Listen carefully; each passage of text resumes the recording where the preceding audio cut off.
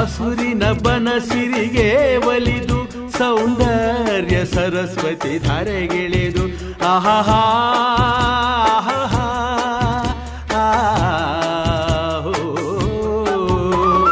ಹರಿಯುವ ನದಿಯಲ್ಲಿ ಜಾಡಿ ಹೂವನದಲ್ಲಿ ನಲಿಯುತ್ತ ಓಲಾಡಿ ಚೆಲುವಿನ ಬಲೆಯ ಬೀಸಿದಳು ಈ ಗಂಧದ ಗುಡಿಯಲ್ಲಿ ನೆಲೆಸಿಹಳು.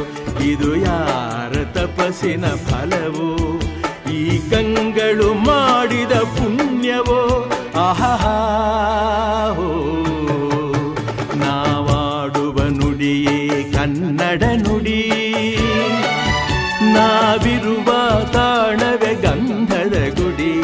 ಅಂದದ ಗುಡಿ, ಗಂಧದ ಗುಡಿ, ಚಂದದ ಗುಡಿ, ಶ್ರೀಗಂಧದ ಗುಡಿ. ಆಹಾ ಆಹಾ